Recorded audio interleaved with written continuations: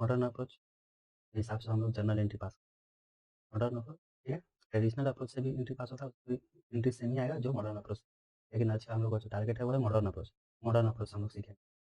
Modern approach में mainly 5 accounts होते हैं, 5 टाइप के अकाउंट। पहला सेट्स अकाउंट होता है, दूसरा लायबिलिटी अकाउंट, रेवेन्यू या इनकम अकाउंट कहिए उसे, एक्सपेंस अकाउंट और कैपिटल अकाउंट। ये टोटल 5 अकाउंट होते हैं, ठीक है। तो कोई भी अकाउंट होता है ना, इन्हीं 5 में से किसी एक नेचर का होगा। तो सबसे पहले कोई भी अकाउंट, जो भी अकाउंट हम देखेंगे, सबसे पहले आइडेंटिफाई करेंगे कि वो किस नेचर का है, और जिस नेचर का होगा फिर उस पे उसका रूल लगा देंगे, ठीक है।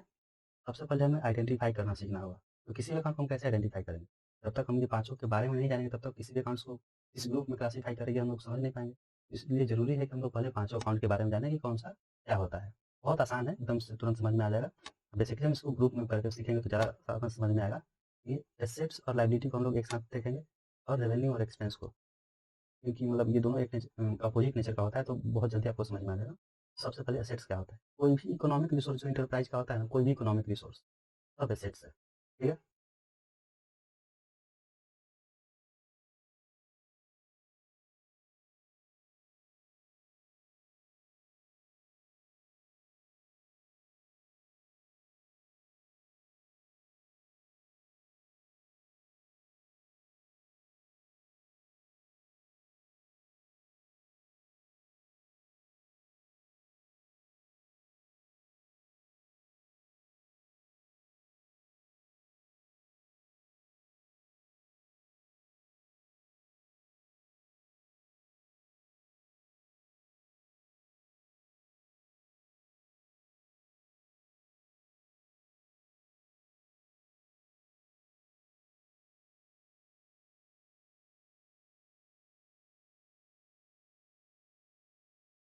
थोड़ा सिंपल लैंग्वेज में बोलें तो कोई भी ऐसा चीज़ जो बिजनेस एंटिटी में या तो कैश लाएगा, या कैश लाने में मदद करेगा, या फिर कैश को जो आउटफ्लो होगा, यानी कि आउटफ्लो में बिजनेस एंटिटी से कैश किसी और के पास जाएगा, तो उसको कम करेगा। यानी कि या तो वो कैश को इनफ्लो कराएगा, यानी इनफ्लो करने में हेल्प करेगा, या फिर इनफ्लो करेगा, ठीक है। या तो हेल्प करेगा या खुद इनफ्लो करे लाएगा, या फिर आउटफ्लो को कम करेगा, वो फ्यूचर जो आउटफ्लो होगा उसको कम करेगा। वो एसेट नेचर का होगा, ठीक है। जैसे कि कोई भी आपका, आप ले लीजिए, लैंड है, बिल्डिंग है, स्टॉक है, डेटा है, पेटेंट है, कॉपीराइट है, प्रीपेड एक्सपेंस है, कैश है, ये सब सब इसमें देखिए। अब किसी को लेके चलते हैं, लैंड। लैंड कैसे एसेट्स है? सबसे पहले तो इस लैंड कैसे एसेट्स है, तो ये अगर इसको हम बेचेंगे तो इससे हमारे एंटिटी में कैश आएगा, एक नेचर हो गया। इसको बेचने से कैश मिलेगा। दूसरा, अब जब तक हमारे पास लैंड रहेगा तो ये आउटफ्लो भी रोक सकता है। इस तरह का आउटफ्लो रोकेगा। अब मान लीजिए कोई आपका ज़मीन है, आप उसको पार्किंग प्लॉट के तौर पे यूज़ करना चाह रहे हैं, ठीक है? तो आप अपना वहाँ गाड़ी पार्क कर सकते हैं। अगर वही आपका नहीं होता है तो कहीं और पे अपना अगर गाड़ी पार्क करना है तो रेंट देना पड़ता है, ठीक है? वैसे ही कोई बिल्डिंग है अगर आपका, तो बिल्डिंग है तो मान लीजिए आप उसमें ऑफ़िस अपना लगाते हैं, तो रेंट नहीं देना पड़ेगा, तो आउटफ्लो को सेव कर रहा है। या फिर उसको ऐसे समझिए कि अगर बिल्डिंग को हम लोग फ्यूचर में बेचेंगे तो वो कैश ला के देगा। और बेचेंगे तो कैश तो आएगा ना। ऐसे ही स्टॉक है, स्टॉक को बेचेंगे तो कैश। डेटर है, डेटर मीन्स क्या होता है? जिसको हमने सेल किया है। क्योंकि अगर सेल किया है तो उसके बदले में मुझे कुछ ना कुछ तो, हमने उसको किसी न किसी वैल्यू का उसको सेल किया हुआ, तो वो वैल्यू हमें मिलेगा स्पेसिफिक डेट पे। हो सकता है मैंने आज उसको सेल किया, वहाँ से 1 महीने बाद मैंने बोल दिया उसे कि 1 महीने बाद आप मुझे पैसे दे जाना। 1 महीने का क्रेडिट हमने सेल किया है, तो 1 महीने बाद डेटर आएगा, मुझे पैसा दे जाएगा। तो डेटर आके 1 महीने बाद पैसा देगा, यानी कि इन्फ्लो होगा, तो हेल्प कर रहा है, मतलब इन्फ्लो उससे होगा। पेटेंट, पेटेंट जैसे पेटेंट बता देता हूँ, पेटेंट क्या होता है? कोई भी डिज़ाइन एक तरीके से आप समझिए, जैसे मोबाइल होता है। मोबाइल में कौन-सा कोई कोई होता है कि इसका डिज़ाइन होता है, जैसे कैमरा हो गया, 3 कैमरा हो गया, एक ये उसपे कोई लोगो है उसका, तो मतलब स्पेसिफिक कोई डिज़ाइन है, जैसे आईफ़ोन का डिज़ाइन है। ये 3 कैमरे एक साइड होते हैं, बाद नीचे उसका लोगो होता है लगा हुआ। तो वो उसका पेटेंट पेटेंट उसने करा लिया कि ये इस तरह का डिज़ाइन प्लस में कुछ उसमें खास टेक्नोलॉजी यूज़ हुआ रहता है, वो टेक्नोलॉजी को भी पेटेंट करा लेता है कि अब उस तरह का कोई टेक्नोलॉजी यूज़ करके उस तरह के डिज़ाइन का मोबाइल नहीं बना सकता है। उससे अब क्या हुआ कि अगर कोई सामने वाला सेम टू सेम कॉपी नहीं बनाएगा और इसका ज़्यादा अट्रैक्टिव है तो ज़्यादा बिकेगा तो ज़्यादा रेवेन्यू होगा, तो कैश इन्फ्लो होगा। इन्फ्लो करने में मदद कर रहा है। अब सब लोग बनाएगा तो फिर तो बात बराबर हो जाएगा ना, सबका फ़ोन बराबर बिकेगा तो इसके पास ज़्यादा इन्फ्लो आएगा नहीं। तो इसलिए पेटेंट कराने से क्या हो रहा है कि किसी कोई और इसका कॉपी नहीं कर पाएगा वो डिज़ाइन। जब कॉपी नहीं करेगा तो उस तरह का नहीं बनाएगा, उस तरह का नहीं बनाएगा तो इसको थोड़ा-सा बेनिफिट मिलेगा। ज़्यादा फ़ोन सेल हो सकता है अगर ज़्यादा अच्छा रहा तो। डिज़ाइन उसका, वो दूसरों को रोक रहा है, दूसरों को रोक रहा है तो इसका सेल बढ़ेगा तो रेवेन्यू बढ़ेगा तो कैश का इनफ्लो होगा, ठीक है? ये कॉपीराइट भी होता है सेम टू सेम। जैसे आप लोग कोई भी गाना सुनते हैं आजकल यूट्यूब पे, उसमें क्या हो रहा है? कि कोई भी कंपनी है, म्यूज़िक लेवल कंपनी है, जो पहले गाना को बना रहा है और अपने चैनल से उसको रिलीज़ कर रहा है। तो अब क्या होता है, अगर आप भी उस गाने को डाउनलोड करके अपने चैनल पे अपलोड कर देते हैं, तो रेवेन्यू फिर आपको अर्न होने लगेगा। इसलिए वो लोग क्या करता है कि जब भी कोई गाना बनाता है, उसका कॉपीराइट करा लेता है। तो कॉपीराइट कराने के बाद उसके पास अब राइट हो गया कि उसको आप कॉपी नहीं कर सकते, कोई और थर्ड पार्टी कॉपी नहीं कर पाएगा। तो इस केस में अब क्या हो रहा है कि उसके चैनल से जितना भी गाना आएगा, तो जो भी रेवेन्यू आएगा सिर्फ़ उसको आएगा, ठीक है? अब आप रोक रहे हैं, आप उसके गाना को कॉपी नहीं कर सकते हैं। कॉपी नहीं कर पाइएगा तो जितना भी आप लोग देखेगा उस वीडियो को, तो सिर्फ़ उसके चैनल्स के थ्रू ही देख पाएगा। जैसे उसके चैनल से देखा तो उसका रेवेन्यू बढ़ेगा, तो इन्फ्लो उसका बढ़ा रहा है, तो ये भी कॉपीराइट है। इसको अगर उस राइट को बेचता है कि मान लीजिए किसी और को भी दे देता है वो राइट कि आप भी अपने चैनल से इसको गाना तो रिलीज़ कर सकते हैं। उसको उसके बदले में उसको पैसा मिलता है ना कॉपीराइट के बदले में, तो इस तरह से भी क उसको कैश फ्लो मतलब हो रहा है। प्रीपेड एक्सपेंस, प्रीपेड एक्सपेंस को आप ऐसे समझिए, एक्सपेंस अभी आपने किया नहीं है, बेसिकली आपने कोई सर्विस लिया था या कोई गुड्स लिया है। ठीक है? तो अभी आपने लिया नहीं है, खाली एग्रीमेंट कर लिया है कि हम आपका कोई गुड्स या कोई सर्विस लेंगे और उसके लिए पेमेंट आपने पहले ही कर दिया, ठीक है? तो इस केस में क्या है कि आपने पेमेंट कर दिया लेकिन उसका गुड्स या सर्विस आपने लिया नहीं है अभी तक, यानी कि फ्यूचर में अब लेंगे क्योंकि पेमेंट हुआ है तो लेंगे ज़रूर। तो फ्यूचर में जब लेंगे उस दिन तो हमें पेमेंट नहीं करना पड़ेगा। उस दिन क्या हो रहा है कि आउटफ्लो का ये एसेट्स रोक रहा है, मतलब आउटफ्लो रोक ये जो आपके पास राइट है, प्रीपेड आपने कर दिया तो फिर इस राइट मिल गया। तो अब क्या हो रहा है कि वो फ्यूचर में आउटफ्लो रोक रहा है, कम कर रहा है आउटफ्लो को, तो इसलिए वो एसेट्स हो गया। मैंने क्या बोला था कि एसेट्स का मतलब क्या है? उसको बेचने से या तो कैश आएगा, ठीक है? या तो उसको बेचने से कैश आएगा या फिर उसके बदले में आपको कैश कुछ मिलेगा या वो कैश जनरेट करने में हेल्प कर सकता है या आउटफ्लो को कम करेगा। किसी भी तरीके से कैश आएगा, ठीक है? इस तरीके से समझ सकते हैं या फिर मैंने एक और लिखा हुआ है डेफिनेशन आपको स्क्रीन पे दिख रहा होगा। Assets means anything which enable business entity to receive cash और any benefit, any other benefit अगर मिल रहा है in future is called assets. For example land, land देख लीजिए, लैंड को बेचेंगे तो कैश आएगा, बिल्डिंग को बेचेंगे तो कैश मिलेगा। अगर मान लीजिए उसको बिल्डिंग को हम यूज़ कर रहे हैं अभी करंटली तो रेंट मुझे नहीं देना पड़ेगा तो आउटफ्लो रुक रहा है, तो भी एसेट्स। स्टॉक है बेचेंगे तो कैश आएगा, डेटर है हमने सेल उधार उसमें उसको किया है, तो उसको 1 महीने बाद वो कैश देगा तो कैश दे रहा है वो। पेटेंट आपको समझा ही दिया मैंने, पेटेंट करा लिया तो अब उस तरह का कोई और डिज़ाइन का मोबाइल नहीं बना पाएगा कोई और कंपनी, तो कोई और कंपनी नहीं बनाएगा, तो यानी कि अब सिर्फ इसी का फ़ोन उस तरह का डिज़ाइन अगर कोई ज़्यादा अच्छा मॉडल का बना दिया तो उसका ज़्यादा सेल होगा तो इन्फ्लो होगा, ज़्यादा इन्फ्लो, तो कैश इन्फ्लो कराने में हेल्प कर रहा है ये। कॉपीराइट आपको बता ही दिया कि कोई भी म्यूजिक कंपनी उसका कॉपी नहीं कर पाता है और हम किसी को राइट देते हैं कि ठीक है आप इस गाने को अपने चैनल से रिलीज़ कर सकते हैं। उसके बदले मुझसे पैसा हम लोग लेते हैं, ये हो गया। उसके बाद प्रीपेड एक्सपेंस, हमने कोई खर्चा मतलब कोई सर्विस या गुड्स लिया नहीं है लेकिन पेमेंट पहले कर दिए। पेमेंट पहले कर दिए तो फ्यूचर में पेमेंट मुझे कम करना पड़ेगा। कम करना पड़ेगा तो वो भी हमारे लिए एसेट्स हो गया। जितना कम करना पड़ेगा उतने वैल्यू का हमारे पास एसेट्स हो गया। कैश कैश तो अपने आप नहीं कैश है तो ये फिर क्या ही बोलना है। बैंक बैलेंस भी कैश वैलेट में आता है तो वही एसेट्स। अगर इस डेफिनेशन से आप जाते हैं तो उसमें मैंने समझा दिया है कि इंक्रीज और हेल्प इन इंक्रीजिंग सेल्स और रेवेन्यू। बेनिफिट वो किस तरीके से दे सकता है, कोई भी एसेट्स बेनिफिट अगर हमें देता है फ्यूचर में तो किस तरीके से दे सकता है, या तो इंक्रीज करेगा या हेल्प करेगा इंक्रीज करने में रेवेन्यू को, या तो डिक्रीज करेगा या हेल्प करेगा डिक्रीज करने में एक्सपेंस ऑफ बिजनेस एंटिटी, यानी कि इनकम को या तो बढ़ाएगा या हेल्प करेगा बढ़ाने में, खर्चा को या तो घटाएगा या हेल्प करेगा खर्चा को घटाने में, ठीक है? वैसे ही एसेट्स या तो प्रोडक्शन में हेल्प करेगा, ट्रेडिंग में हेल्प करेगा, एडमिनिस्ट्रेशन में भी हेल्प कर सकता है, इन तीनों में से किसी में हेल्प करेगा, या फिर कोई इनकम अर्न करने में हेल्प करेगा जैसे इंटरेस्ट डिविडेंड रेंट रॉयल्टी और कोई भी अदर इनकम अर्न करने में हेल्प करेगा। जैसे अब इसका एग्जांपल मैं बताता हूँ। हाँ जी, आपने बैंक में एफडी करा दिया, तो एफडी कराने से हमको इंटरेस्ट अर्न हो रहा है, ठीक है? एक बार मैंने एफडी करा दिया, हर साल मुझे इंटरेस्ट मिलता है हर महीने लास्ट में, तो वो हमारे लिए एसेट्स हो गया क्योंकि उस एसेट्स मतलब एफडी के कारण ही मुझे इंटरेस्ट अर्न हो रहा है, एफडी हमारे लिए एसेट्स हो गया।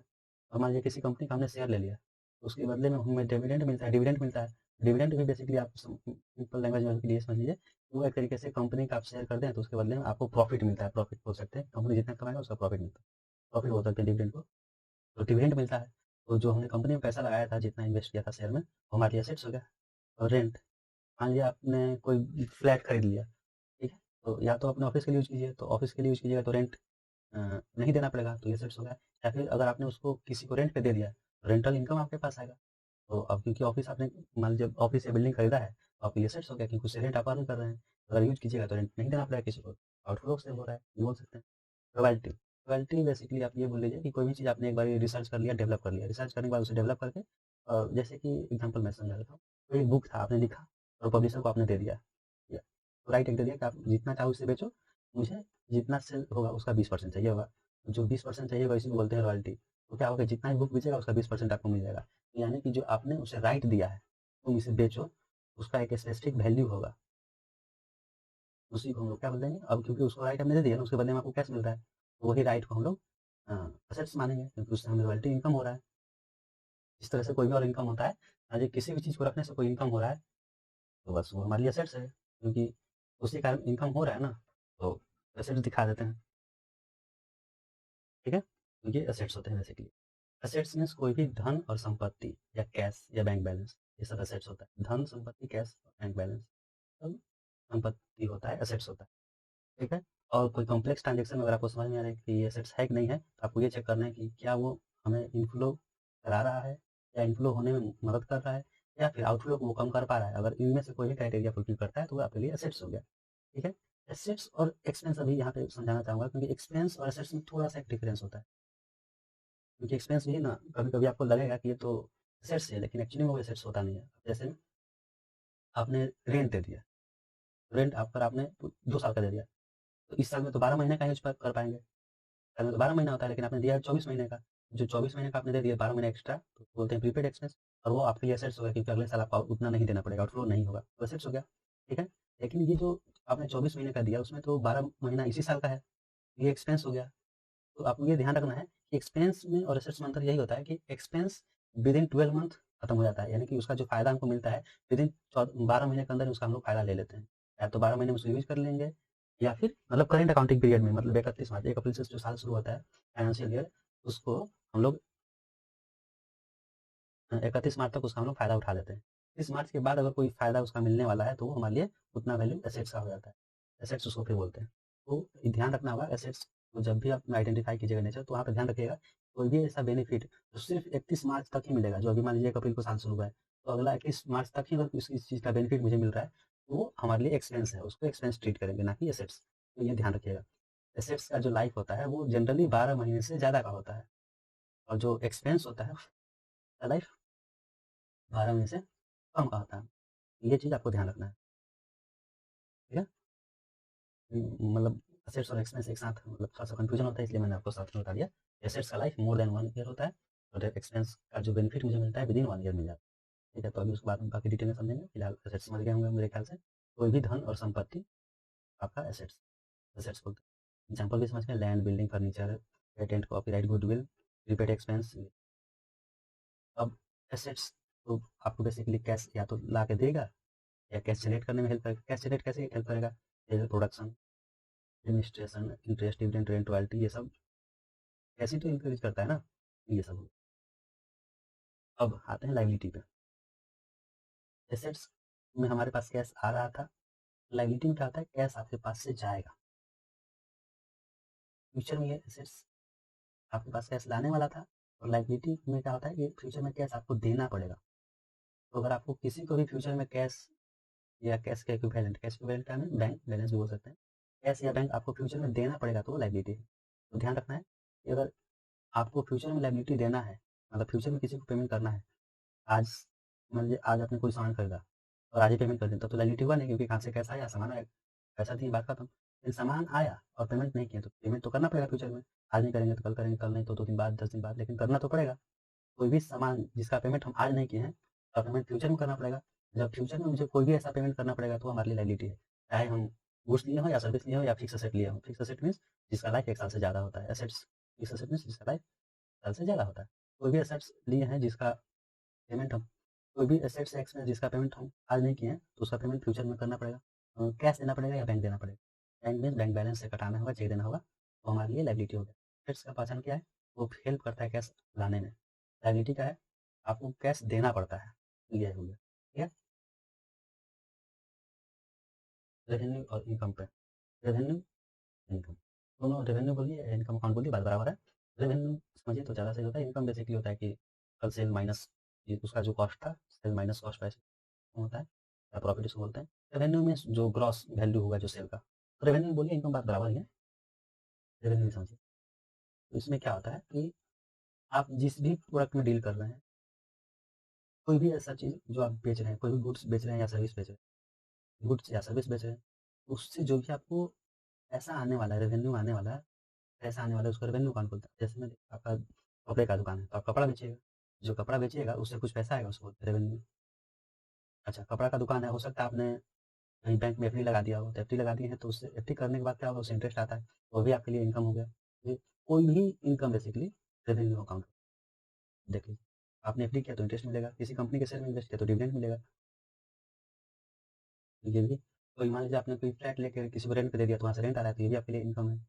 आपने कोई बुक लिखा, उसका राइट किसी और पब्लिशर को दे दिया, तो जैसे ही हम लोग राइट दे दिए, तो जब बुक वो सेल करेगा तब 20% मेरे पास आएगा रॉयल्टी, वो भी आपके लिए रेवेन्यू हो गया। समझ रहे हैं ना? मान लीजिए हम किसी को कमीशन किसी से कमा रहे हैं तो भी आपके लिए रेवेन्यू हो गया। जितना भी इनकम होता है वो सब रेवेन्यू अकाउंट। समझ रहे बात? तो हमने जितना भी sale basically sale of goods या सर्विस अगर कर रहे हैं, सर्विस में क्या आता है? रेंट, कोई रेंटल सर्विस प्रोवाइड कर रहे हैं या फिर कोई और भी सब इंटरटेनमेंट सर्विस होता है, जैसे कि आजकल बहुत सारा एप्लीकेशन आया है, तो हम लोग को क्या रहता है, कुछ सामान थोड़ी बेचता है, तो कोई एप्लीकेशन दे दिया है, आप मोबाइल में डाउनलोड कीजिए, वहाँ से मूवी देख रहे हैं, तो सर्विस ही तो दे रहा है ना हम लोग को। वो सर्विस होता है जहाँ से हम लोग को कुछ मिलता नहीं है, कोई एसेट्स हम लेके नहीं आते हैं, बस उसको देखते हैं, उसका मजा लेते हैं, बस बात खत्म। वो उसको सर्विस बोलते हैं। गुड्स मीन्स क्या, कोई सामान मेरे पास आता है जिसका मतलब टेंजिबल होता है, वो छू सकते हैं, महसूस कर सकते हैं, वो गुड्स हो गया। जिसको छू नहीं सकते हैं लेकिन उसका हम लोग बेनिफिट लेते हैं, वो सर्विस हो गया। ठीक है? गुड्स या सर्विस अगर सेल कर रहे हैं तो हमारे लिए रेवेन्यू अकाउंट हो गया। अगर वही हम लोग उसका परचेज कर रहे हैं तो एक्सपेंस अकाउंट हो गया।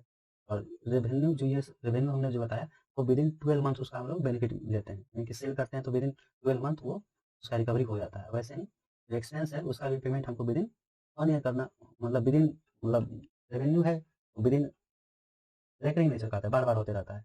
एक्सपेंस है इसका जो बेनिफिट हम लेते हैं विदिन 1 ईयर ले लेते हैं, मतलब 31 मार्च से पहले उसका फायदा हम लोग लेते हैं। रेवेन्यू सेल करते हैं, इनकम हमारे पास आता है। एक्सपेंस हम गुड्स या सर्विस यहाँ पे लेते हैं। रेवेन्यू में हम लोग गुड्स और सर्विस किसी और को बेचते हैं, देते हैं। और एक्सपेंस में क्या होता है, किसी से गुड्स और सर्विस हम लोग लेते हैं तो हम लोग उसका फायदा उठाएंगे, हम लोग को पेमेंट करना पड़ेगा, तो हमारे लिए एक्सपेंस है। एक्सपेंस और एसेट्स में क्यों हमको समझाते हैं? एक्सपेंस में हम लोग बेनिफिट सिर्फ 1 साल तक ही ले सकते हैं, विदिन मतलब 31 मार्च से पहले पहले उसका फायदा हम लोग को मिल जाता है।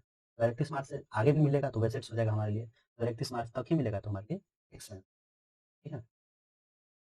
और एक्सपेंस जब हम कोई भी गुड्स और सर्विस लेते हैं तो उसके बदले में मुझे पेमेंट करना होता है, फायदा उसका 31 मार्च तक ही मिलेगा।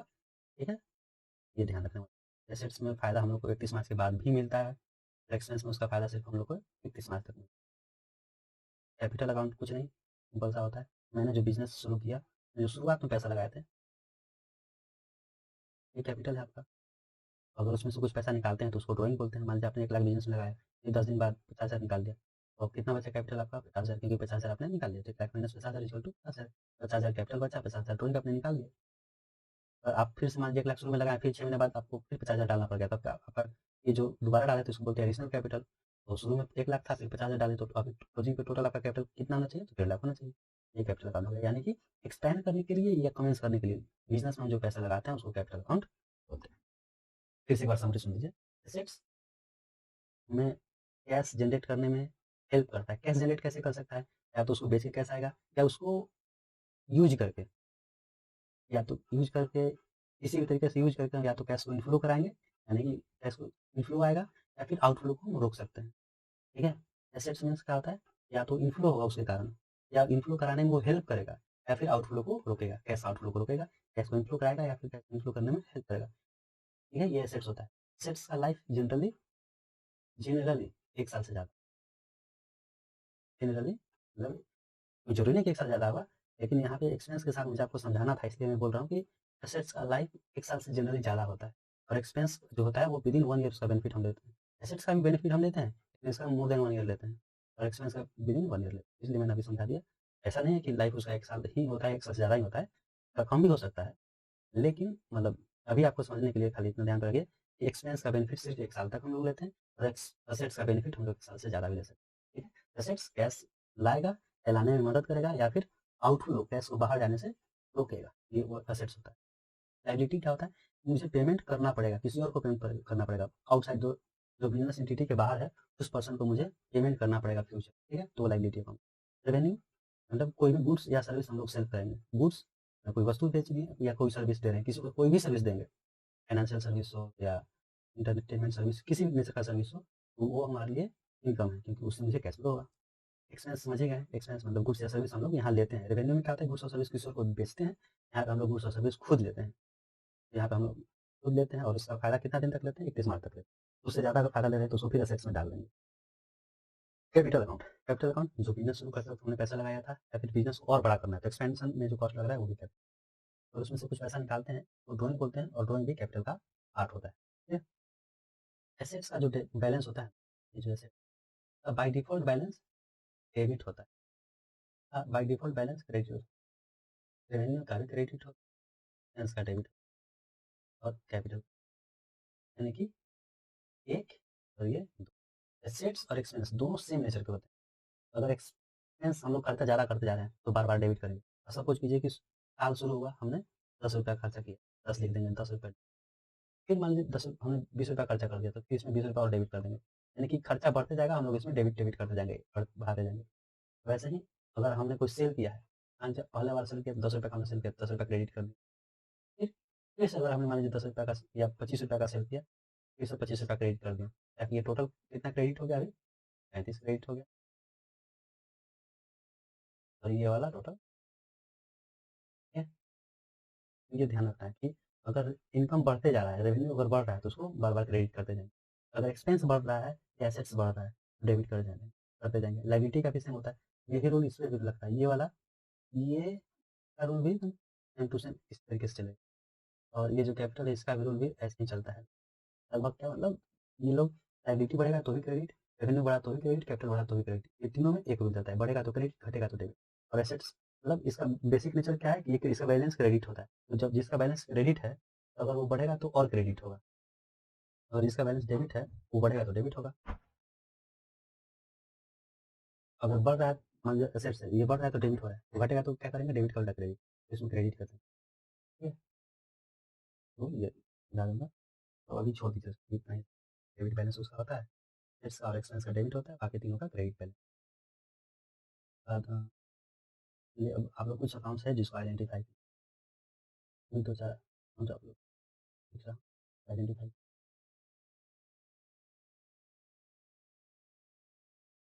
देखिए मैंने रूल भी वैसे लिखा दिया है, रीड कीजिएगा थियरी, एक बार नोट कर लीजिएगा, बहुत हेल्प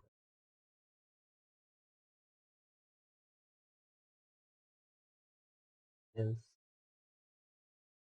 नेचर आप लोग को क्लासिफाई है, मीन्स कौन सा अकाउंट है,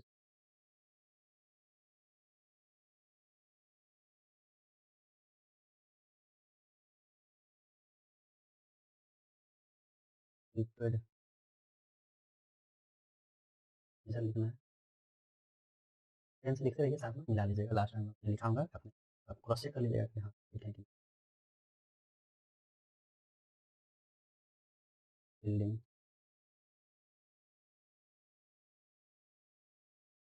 फर्नीचर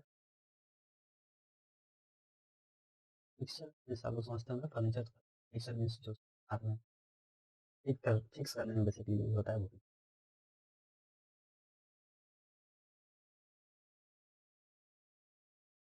प्लान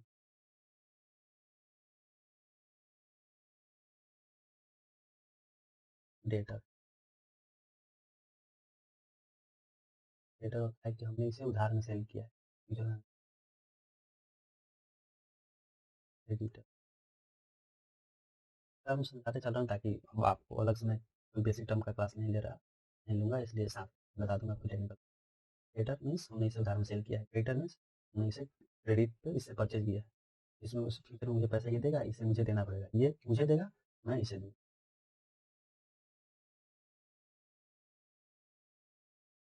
बोलते हैं ठीक है,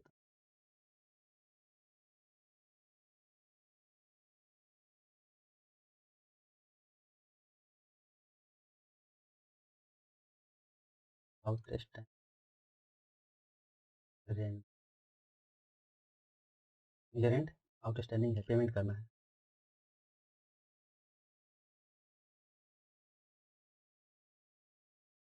सैलरी मेरा बिज़नेस है, मेरे लिए सैलरी पेमेंट करना है किसी और मैं किसी और को पेमेंट करता हूँ, ये आपके लिए सैलरी अकाउंट सैलरी मुझे पेमेंट सैलरी खर्चा हो गया लेकिन अभी पेमेंट उसका नहीं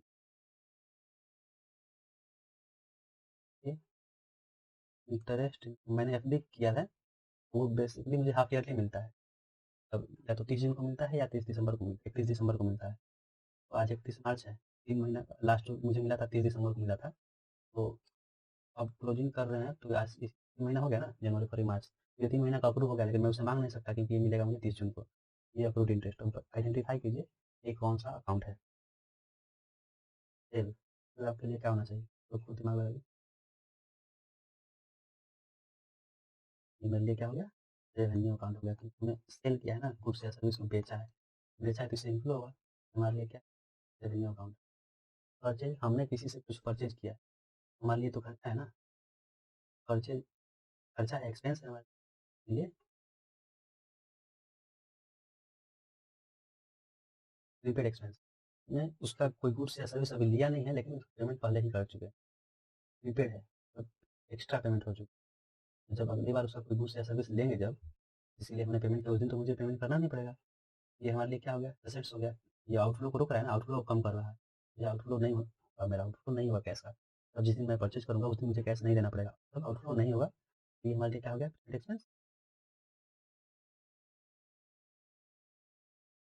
सोचना है, रटना नहीं, बिल्कुल आसान है अकाउंटिंग। बस खाली दिमाग को खोल के रखना है सब। लैंड एंड बिल्डिंग, बिज़नेस मुझे कैश आएगा? आएगा। या इसे मैं बोल दूँ, अगर मैं लैंड और बिल्डिंग मेरे पास अगर होता, ये आउटफ्लो को रोक रहा है, अगर मेरे पास बिल्डिंग नहीं होता तो मुझे रेंट पे देना होता ना, मतलब ये क्या कर रहा है, आउटफ्लो को रोक रहा है और दूसरा बेचेंगे तो कैश भी आएगा। तो ये क्या कर लिया, इनमें से कुछ भी, या तो बेचने से आएगा, या आउटफ्लो को कम कर रहा है, या फिर इनफ्लो को बढ़ाने में हेल्प करेगा, तो हमारे लिए एसेट्स है। ये एसेट्स है। Furniture and fixture, furniture fixture, उसको बेचने से पैसा मिलता है। दूसरा कि अब ये है तो मुझे अ, ये बेसिकली हेल्प करता है।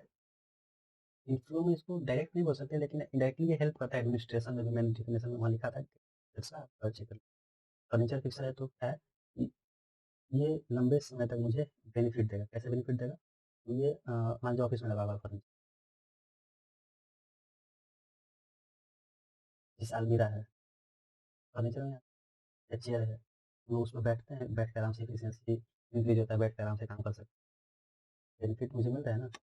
वो नहीं होता तो मुझे काम करने में समस्या होता। मैं काम एफिशिएंटली करूँगा तो कहीं न कहीं एडमिनिस्ट्रेशन को हेल्प कर रहा है, एडमिनिस्ट्रेशन हेल्प कर रहा है तो ये सेट्स हो गया।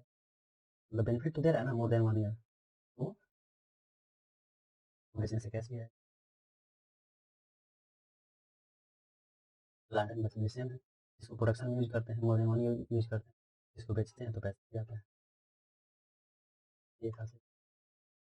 डेटर इससे पैसा माँगेंगे तो देगा, क्योंकि जिसे मैंने उधार में बेचा था, जिस दिन इसका ड्यू डेट आएगा उस दिन जाऊँगा, इससे पैसा ले लूँगा। ये मुझे कैश देगा फ्यूचर।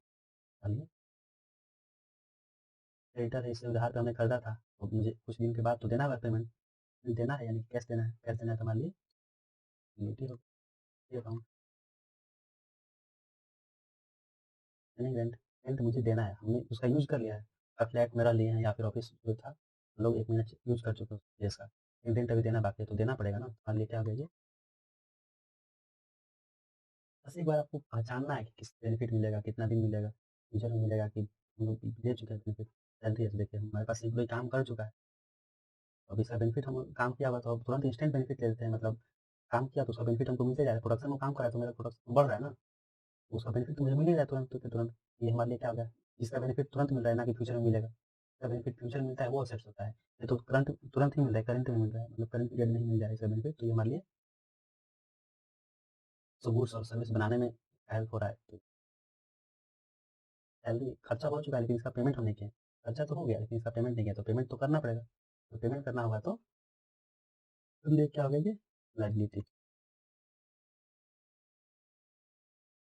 थोड़ा सा मुझे लग रहा है कि लेक्चर लंबा हो गया, लेकिन कोई बात नहीं, समझना। आज छोटा होगा और समझ नहीं आ रहा। Interest accrued, interest accrued, interest earn हो चुका है लेकिन ड्यू नहीं हुआ है। जैसे कि मैं आपको बताया अभी तक, मान लीजिए 30 जून को और 31 जून को मुझे इंटरेस्ट मिलता है। मैंने मान लीजिए बैंक में एफडी कर दिया, उसका इंटरेस्ट 7-6 महीने पे मिलता है। मान लीजिए कि लास्ट जो एफडी का इंटरेस्ट जो मिला था वो 30 दिसंबर को मिला, तो अगला जो मिलेगा वो 30 जून को मिलेगा। तो बीच में तो आज साल क्लोज हो रहा है, मतलब 31 मार्च को खत्म हो रहा है क्लोज, इसका खाता वही बंद कर देंगे। 3 महीने का जो अक्रूड है वो तो फ्यूचर में मुझे मिलेगा ना इंटरेस्ट। मेरे लिए क्या होगा, फ्यूचर में मुझे कैश देगा 3 महीने का ये। मेरे लिए क्या होगा ये, फ्यूचर में मुझे मिल रहेगा इसलिए एसेट्स हो गए। और ये फ्यूचर में मुझे किसी और को देना होता है जैसे कि यहाँ पे है, तो ये मेरे ख्याल से आप लोग को ये हेल्प किया होगा बहुत समझ। अगले दिन अब आज तो मतलब अगले लेक्चर में हम लोग देखेंगे कि जर्नल एंट्री पास कैसे करें। आज तो आइडेंटिफ़ाई करना मैंने आप लोग को सिखाया। मेरे ख्याल से आप लोग को समझ में आया होगा। अगर नहीं आया होगा तो मुझे बताइएगा, मैं अगली क्लास में और एक्सप्लेन थोड़ा कर दूँगा।